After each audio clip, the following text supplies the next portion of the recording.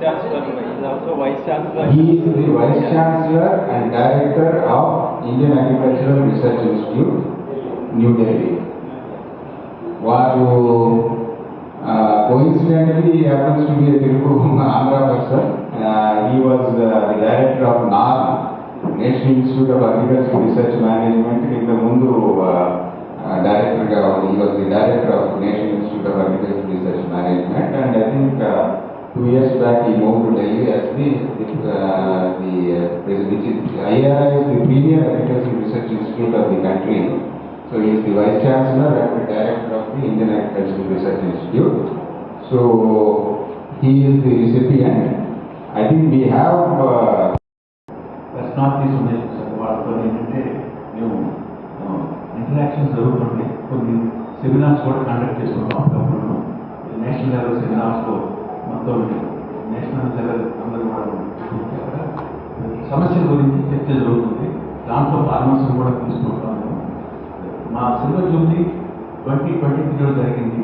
అప్పుడైతే ఈ స్వామినాథన్ గారి అవార్డుతో పాటు ఎందుకంటే 2 సంవత్సరాలకు ఒకసారి ఇస్తాం ఈ అవార్డు. దాంతోపాటు కొంతమంది ప్రోగ్రెసివ్ ఫార్మర్స్ కూడా అవార్డు ఇచ్చారు. ఎందుకంటే 25 సంవత్సరాల సందర్భంగా అన్నమాట మా సంస్థ వాడు. తర్వాత మాది ఏంటంటే కొత్త టెక్నాలజీస్ అవి వచ్చినవి కూడా ఏంటంటే ఫార్మర్స్కి అవేర్నెస్ తీసుకురావడం కోసం కమ్యూనిటీ లెవెల్లో మా వాళ్ళని కృషి చేస్తుంటారు. ఎవరైనా ఫార్మర్స్ మా యొక్క మెంబర్స్ని అప్రోచ్ అయితే వాళ్ళు ఫ్రీగానే వాళ్ళు కన్సల్టేషన్ తీసుకుంటారు. వాళ్ళకి ఫ్రమ్ టైం టు టైం కొత్త టెక్నాలజీలు చెప్తుంటారు. అవి సాధ్యాసాధ్యాలు కూడా వాళ్ళు చెప్తుంటారు. ఈ స్వామినాథన్ గారి అవార్డు 2004-05 ఫస్ట్ అవార్డు ఇచ్చారు. అంతకుముందు స్వామినాథన్ గారితో చర్చ జరిగింది 2003లో. ఏంటంటే ఇలాంటి స్వామినాథన్ అవార్డు అనేది అప్పట్లో దేశంలో లేదు, మేము పెట్టమంటే ఆయన బాబు ఇమీడియట్లీ ఎగ్రీ. ఆ తర్వాత ఆయనకి గొప్పగా సన్మానం చేశాం. అప్పుడు అగ్రికల్చర్ యూనివర్సిటీ ఉంది కదా, అగ్రికల్చర్ యూనివర్సిటీలో పెద్ద సమావేశం పెట్టి దాని మీద అగ్రికల్చర్ మినిస్టర్ గారు వాళ్ళంతా వచ్చారు. స్వామినాథన్ గారికి సన్మానం చేశాం. That is the institute of the Swaminathan award. అప్పుడే ప్లేస్ ఆఫ్ ఇండియన్ అగ్రికల్చర్ అనేసి ఎంఎస్ స్వామినాథన్ అనేది ఒక బయోగ్రఫీ పుస్తకం రాశాం. ఆయన స్టూడెంట్స్ అందరూ కూడా రాశారు. 6-7 ఆర్టికల్స్ రాశారు. మంచి పుస్తకం. ఈరోజు కూడా సెకండ్ ఎడిషన్ తీద్దామని ట్రై చేస్తున్నాం. నేను ఫ్యూచర్ అనుకుంటే అప్పటి నుంచి కూడా ఏంటంటే ప్రతి 2 సంవత్సరాలు తీసుకొస్తున్నాం. ఇంతవరకు 8 మందికి ఈ అవార్డు దక్కింది. ఫస్ట్ గేదెలా చేయని ఆయన పౌల్ట్రీ ఫామ్ పెద్ద పౌల్ట్రీలో చేశారు.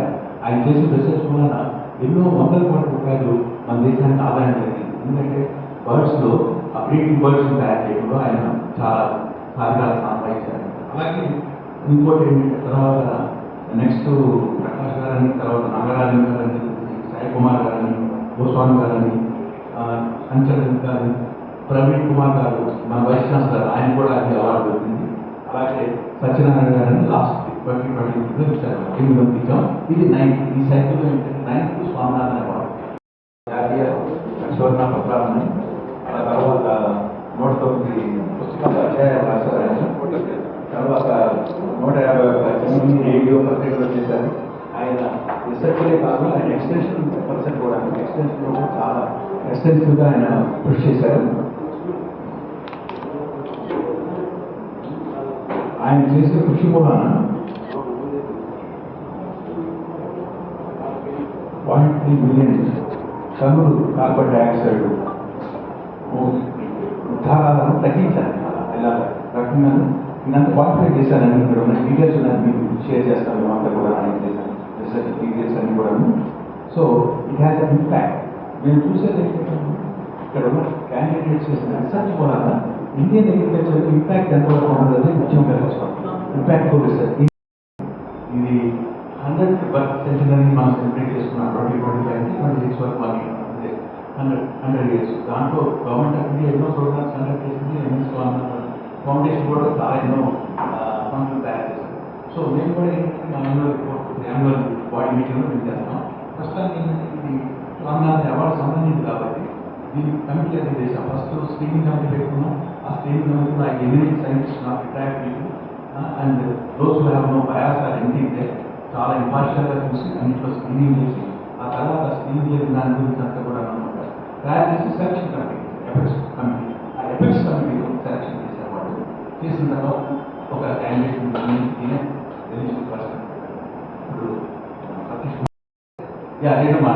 ఎందుకంటే కంటిన్యూస్గా రివ్యూలో మాట్లాడడం ప్లేసెస్ నుంచి not restricted to only 1 or 2 states, 8 states నుంచి వచ్చింది అందరూ ఫ్రమ్ యూనివర్సిటీస్ నుంచి వచ్చినాయి, ట్రెడిషనల్ యూనివర్సిటీస్, అగ్రికల్చర్ యూనివర్సిటీ నుంచి వచ్చినాయి, అలాగే ఐసీఆర్ ఇన్స్టిట్యూట్స్ నుంచి వచ్చినాయి.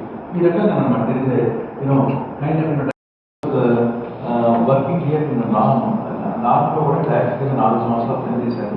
అంతకుముందు డైనామిక్ ప్రాజెక్ట్ ఉంది క్రీడా అని చెప్పేసి అక్కడ కూడా డైరెక్ట్గా పనిచేశారు. ఇలాగనమాట ఆయన దగ్గర 2 సంవత్సరాలుగా అన్నమాట ఈ వ్యవసాయం గురించి చేస్తున్నారు. ఆయన మెయిన్గా soil scientist and also climatologist. Climate resilient crops గురించి కానివ్వండి, తర్వాత కార్బన్ దీని గురించి కానివ్వండి, అలాగే జీరో టిల్లింగ్ గురించి కానివ్వండి ఎంతో రీసెర్చ్ చేశారు ఆయన. ఆయన 363 పబ్లికేషన్స్ చేశారు. 363 పబ్లికేషన్స్ అంటే సాధారణ విషయం కాదు. ఇది రీసెర్చ్ పేపర్స్ పబ్లిష్ చేశారు. అలా కాకుండా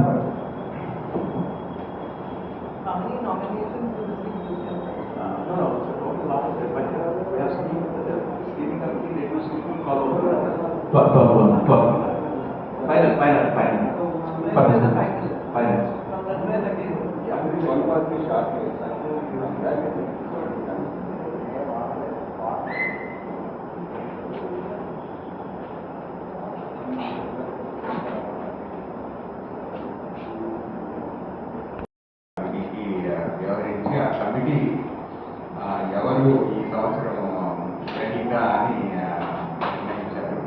దానికి చాలా 60 పైగా అప్లికేషన్లు వస్తే వాటిని అన్నింటినీ స్క్రీన్ చేసి ఫైనల్గా వాళ్ళు ఒక సీల్ కవర్లో అవార్డు ప్రైజ్ అని పంపించారు ఆ కమిటీ. ఈరోజు మీ ముందు అది ఆవిష్కరించడానికి ఈ కార్యక్రమం మేము ఇక్కడ తీసుకొచ్చాము. నేను సతీష్ కుమార్, లో executive director.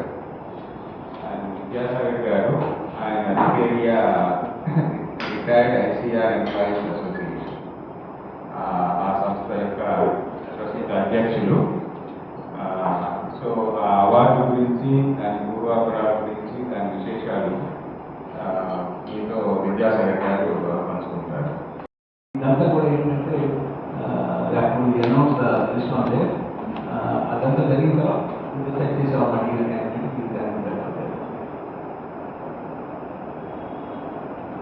Corner will be Thimmala Nageswararao గారు అండ్ సురేష్ శెట్కర్ గారు, ఎంపీ జహీరాబాద్. వారు కూడా శెట్కర్ గారు కూడా అగ్రికల్చరల్ గ్రాడ్యుయేట్ అండ్ మన అగ్రికల్చర్